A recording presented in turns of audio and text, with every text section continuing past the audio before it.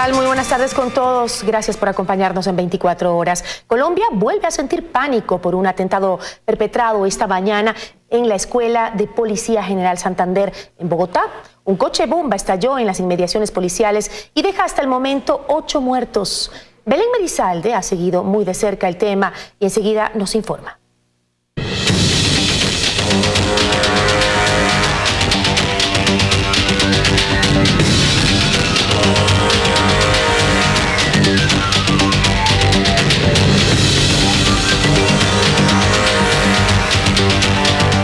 Muy buenas tardes, amigos. Existe conmoción en Colombia por el atentado de esta mañana perpetrado en una escuela de policía de Santander en Bogotá.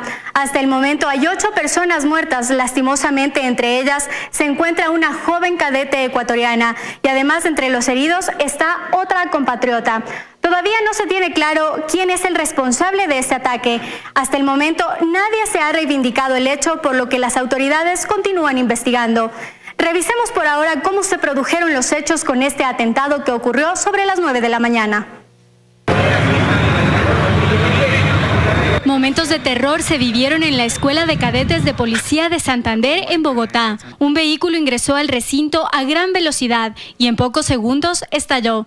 35, como no hay 35, sí. Estas son algunas de las imágenes que se viralizaron pocos minutos después del atentado.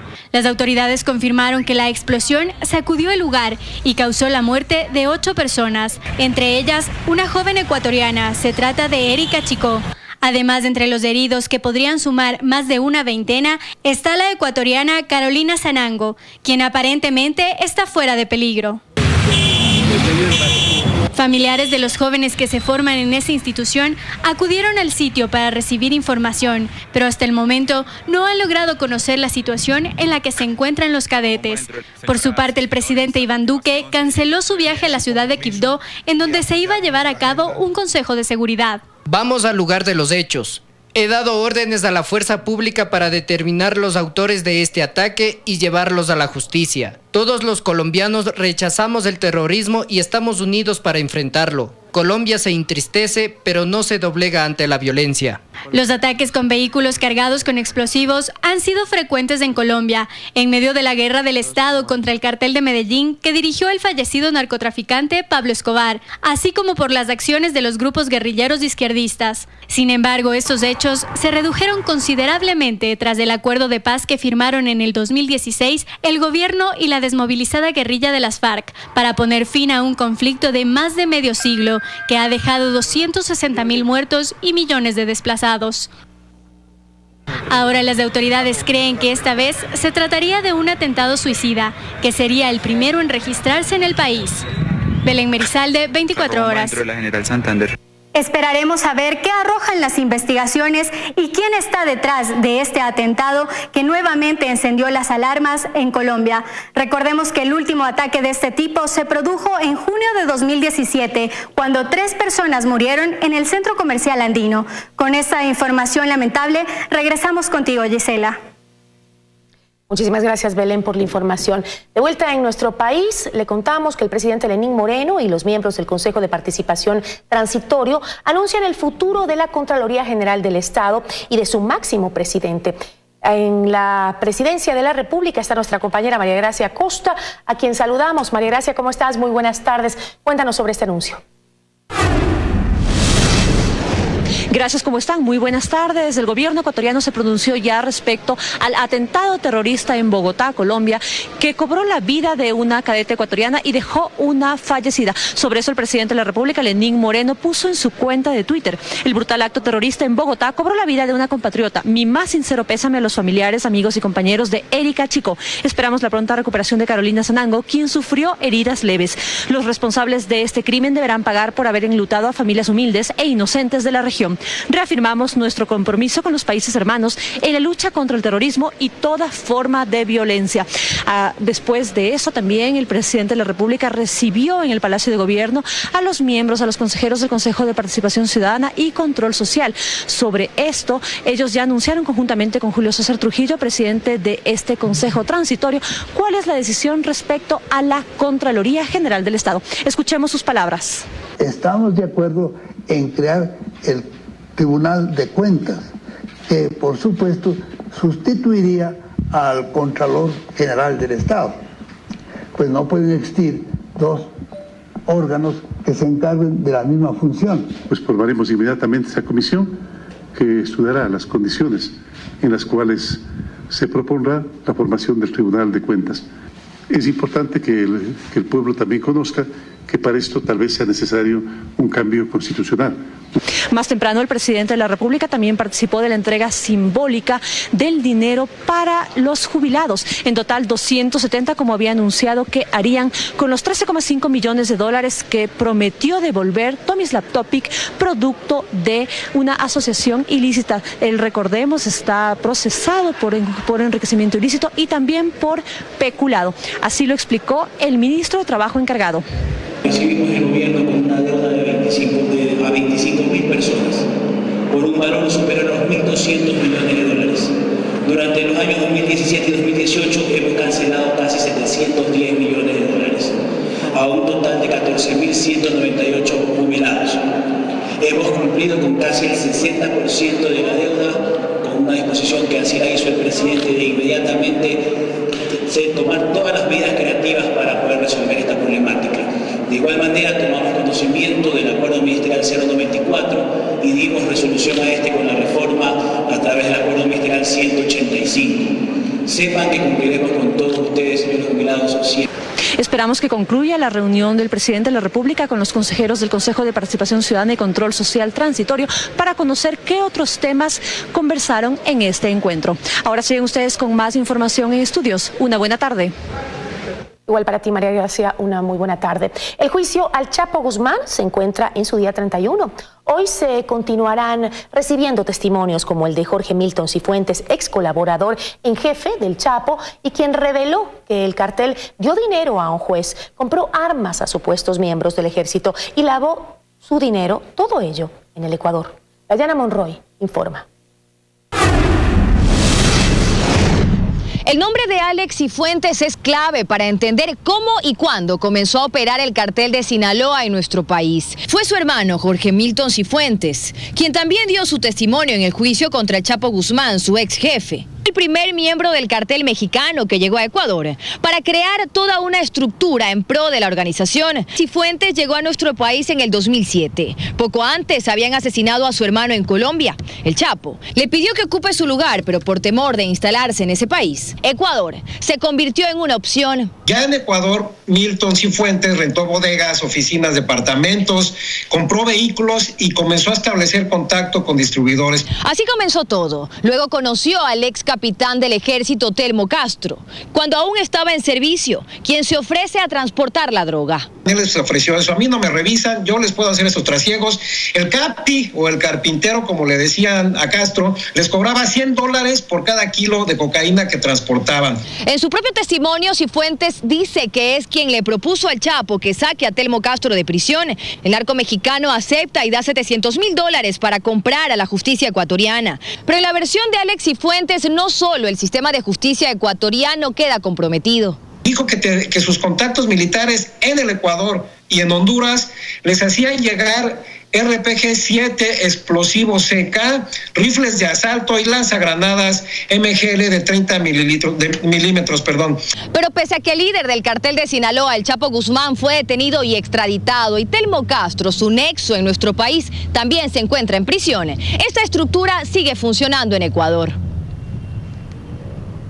En otro tema le contamos que Tomislav Topic y su hermana, María Topic, manejan gran parte del servicio de Internet en el país. Ambos tienen dos de las empresas más rentables, Telconet y NetLife.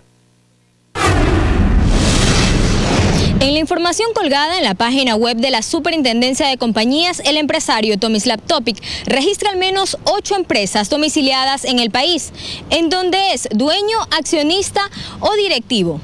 Topic es presidente de servicios Telcodata y Transtelco. Es gerente en Serinsa, Telconet y Telsoterra y además accionista de Caja Proteserv, Procomputer y Telcollege. La empresa más relevante es Telconet. Solo en el 2017 generó más de 154 millones de dólares en ventas. A su vez, Telconet tiene Cable Andino. El 99% de las acciones son suyas. Cable Andino logró en 2015 la concesión del cable submarino. Ahora la Contraloría identificó que hubo irregularidades en la adjudicación. Su hermana María Yubik Topic Granados también está en el negocio de las telecomunicaciones. Su empresa es Megadatos, cuya marca comercial es NetLife, uno de los principales proveedores de internet por fibra a los domicilios en todo el país. Esta empresa generó en 2017 más de 70 millones de dólares en ventas. Los hermanos Topic son investigados por la Fiscalía por un posible tráfico de influencias durante los procesos de licitación de 2 contratos por más de 13 millones de dólares suscritos entre Telconet y el Ministerio de Telecomunicaciones. Y el Consejo de la Judicatura creó una mesa para investigar los casos de servidores judiciales destituidos de manera ilegal. Las audiencias para investigar estos casos iniciarán el 11 de febrero. Daniela Valencia informa. El Pleno del Consejo de la Judicatura presentó la Mesa por la Verdad y Justicia por los Derechos de los Exjudiciales Destituidos. Según el organismo, son 779 los casos que se registraron durante la administración del extitular del Consejo, Gustavo Yalc. Según los afectados, fueron separados de sus cargos por no acatar las disposiciones del gobierno de turno. Son profesionales de mucho mérito, que ganaron concursos y que además con sobrado conocimiento y experiencia en materia de justicia fueron perseguidos y destituidos por no obedecer a la política del gobierno anterior. Y contra ustedes se han cometido las más altas perversidades. En esta línea roja tienen que fallar así. No pueden fallar, por ejemplo, contra el Estado. Las audiencias públicas se realizarán desde el 11 al 22 de febrero. Se espera que el informe esté listo a mediados de marzo. Seguimos con la información en 24 horas. La Asamblea Nacional está a la espera del veto del Ejecutivo a las reformas a la Ley de Comunicación. Mientras tanto, hará público un comunicado sobre el artículo 5, que no fue incluido en las reformas. Andrea Samaniego informa. El Consejo de la Administración Legislativa analizó el error en las reformas a la Ley de Comunicación sobre el artículo 5. A través de la Presidencia del Legislativo han decidido, mediante un comunicado, pronunciarse sobre este tema, recalcando que aquí en la Asamblea sí debatieron este tema, que se revisará este artículo cuando llegue el veto del Ejecutivo y que sobre todo consideran que la comunicación es un derecho y no un servicio público. Sí se eliminó del artículo 71 esta aberración de equiparar a la comunicación, que es un derecho humano, como un servicio público. Ocurre que en el artículo 5 sí se ha deslizado esto de los medios de comunicación que brindan un servicio público, y aquí se genera toda esta polémica, esta confusión y este malestar con justa razón. Y si es el caso de preparar una reforma, es que yo creo que no quede duda del espíritu reivindicativo que tuvo esta Asamblea todo el tiempo luego de la ley Mordaza. Si se deslizó este error, que yo no lo justifico, hay que actuar con responsabilidad y diligencia.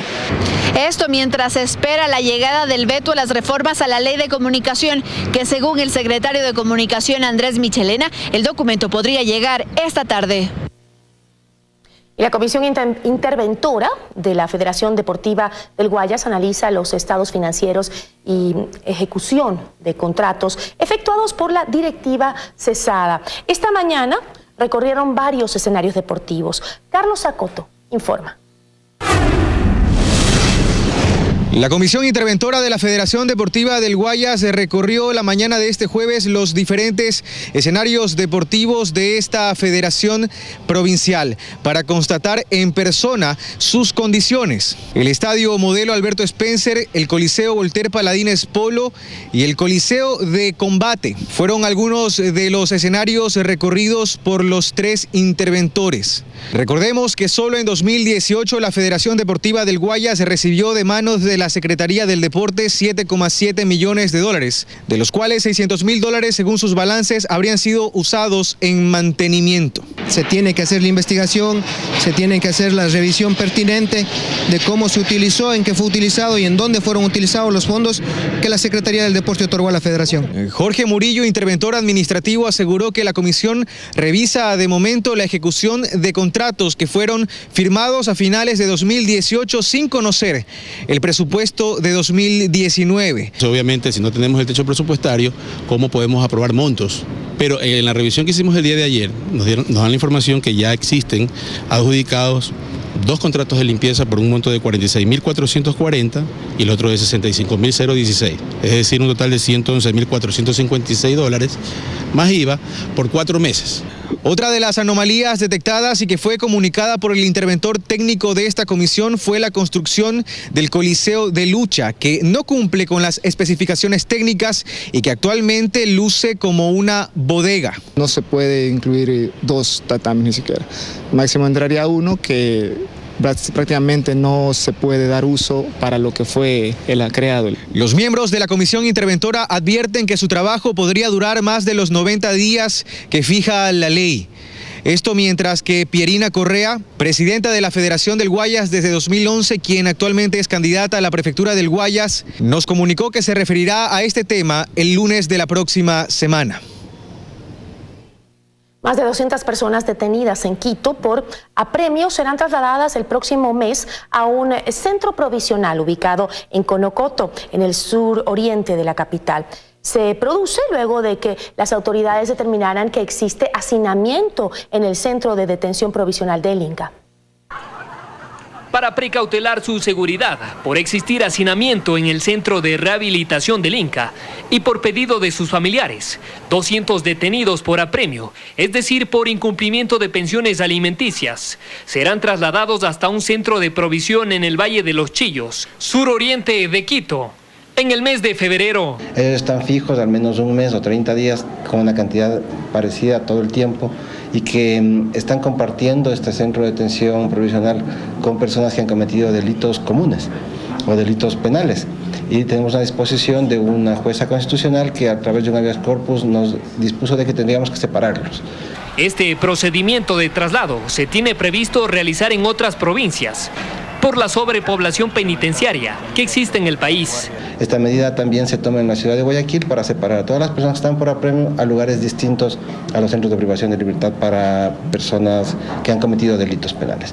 En el centro de rehabilitación del Inca existen 1.100 internos esperando sentencia, pero el centro tiene capacidad para albergar a 800 o 900 personas máximo. Los detenidos por apremio representan al 12% de esta población. Absolutamente de hacinamiento. Nosotros fuimos a la primera semana de ingreso a las funciones del Ministerio de Justicia y conocimos de que las celdas estaban saturadas, de que existe una mala administración, de que nadie les había visitado desde la planta central hace mucho tiempo y no conocían lo que estaba ocurriendo allá. En Quito, Paul Coello, 24 horas.